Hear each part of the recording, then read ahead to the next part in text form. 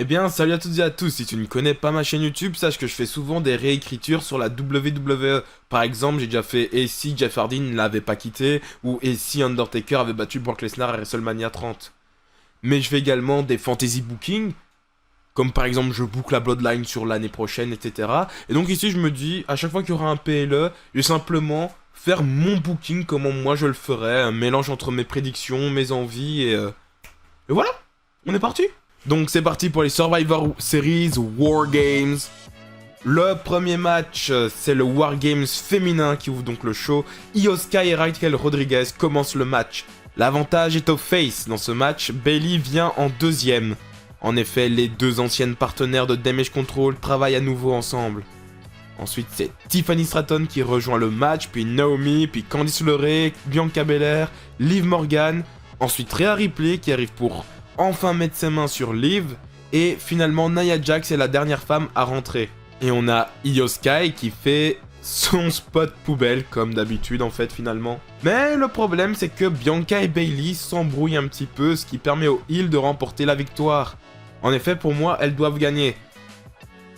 Elles ont les deux championnes de leur côté, et de plus, il y a des tensions entre Bianca, Bayley et peut-être même Io Sky, sans oublier que Rhea Ripley n'est pas à 100%. La tension entre Bianca et Bayley va faire que Bianca serait persuadée que c'est Bayley à l'origine de l'attaque de Jade Cargill.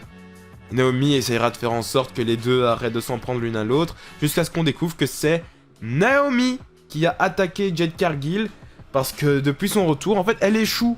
Elle a attaqué Jade pour pouvoir prendre sa place et devenir la partenaire championne de Bianca, et enfin avoir de l'or, parce qu'elle a besoin d'or pour prouver que tout son parcours hors WWE et son retour au Royal Rumble n'ont pas servi à rien. Donc voilà, selon moi, les Heels remportent le match, il va y avoir des tensions entre Bianca et Bayley, Naomi est à l'origine de l'attaque de Jade Cargill, et elle prend d'ailleurs sa place en tant que partenaire de Bianca Belair.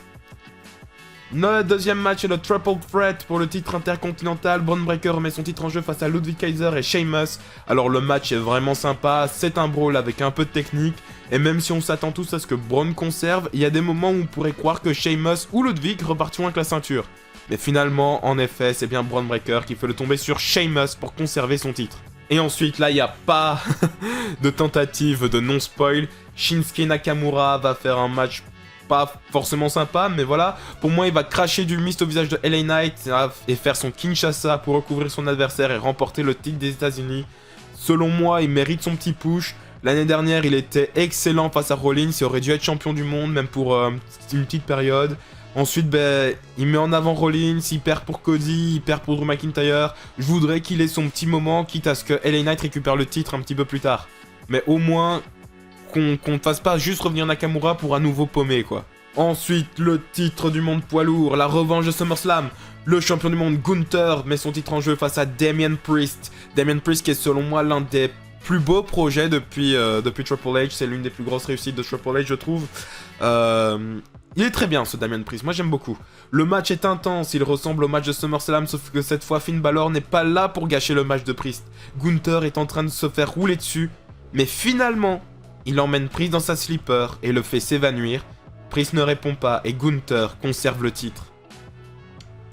Et finalement, le main event, la Bloodline contre la Bloodline. Enfin presque, vu qu'à l'ajout de CM Punk et de Bronson Reed, même s'ils font sens, hein, totalement, entre Bronson Reed qui veut à tout prix se faire une place parmi les plus grands, etc. Il veut se faire une place dans le main event. Bah ici, oui, il accepte directement la proposition de Solo Sikoa, qui peut se mettre dans un match de main event de pay-per-view face à un Roman Reigns. Donc évidemment que Bronson Reed, ça fait totalement sens. CM Punk, ça fait encore plus sens.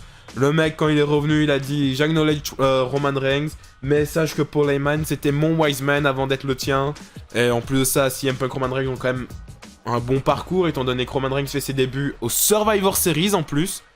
Il fait ses débuts en 2012 pour défendre CM Punk. Donc c'est vrai qu'il y a un petit passif, mine de rien, entre les deux. Et en plus de ça, si ça peut mettre de la poudre, on va dire un petit peu de poudre de cheminette, je sais pas où je vais avec cette métaphore, entre CM Punk et Seth Rollins, parce que Seth Rollins déteste Roman Reigns. Si CM Punk est la raison pour laquelle Roman Reigns revient au top, Seth Rollins va beaucoup lui en vouloir. Donc, bref, Jimmy Uso et Bronson Reed débutent le match.